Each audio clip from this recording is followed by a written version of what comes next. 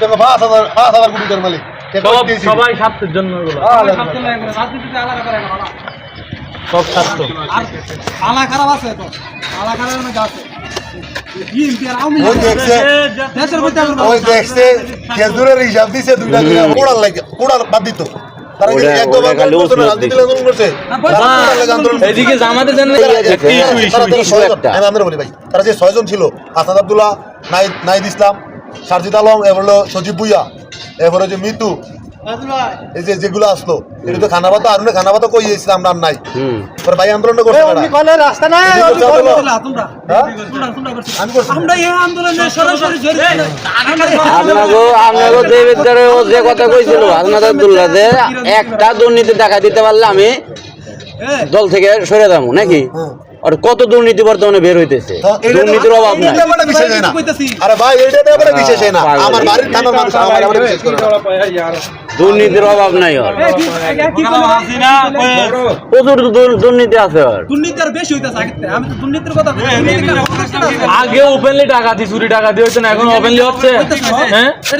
এখন ওপেনলি দর্শন হচ্ছে ওপেনলি দর্শন এইটা তো বললাম ভাই আমি এটা বলে কি জিয়ার রাজনীতি ও মা জিয়ার রাজনীতি মাদার শুধু জিয়ার রাজনীতি যাই বছর যত মা না ই হইছে এই বের হইছে সরকার গেছে আসেনে গেছে আর বেশি দিতেছে আমাদের এলাকাতে লেটা লেটা বলেন আমি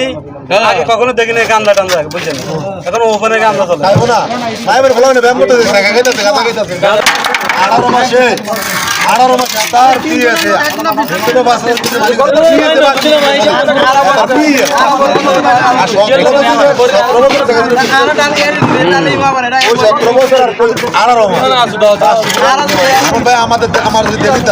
আমাদের দেবিদার আমার বাড়ির দুই পাশে দুই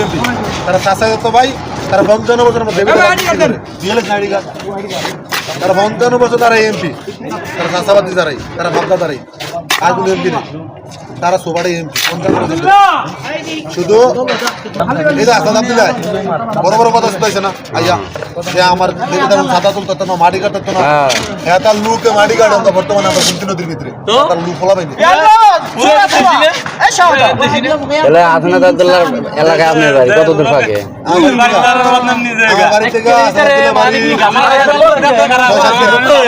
বেশি দূরে তো না একই এলাকা সর্বোচ্চ 10 কিলো মানে থানার আমরা দেখি থানার লোকগুলো আমরা গুমতি নদী গুমতি নদীর এই পারে থানার এই পাশে রাজনীতি শুরু করছে ভাই কর্ম করতে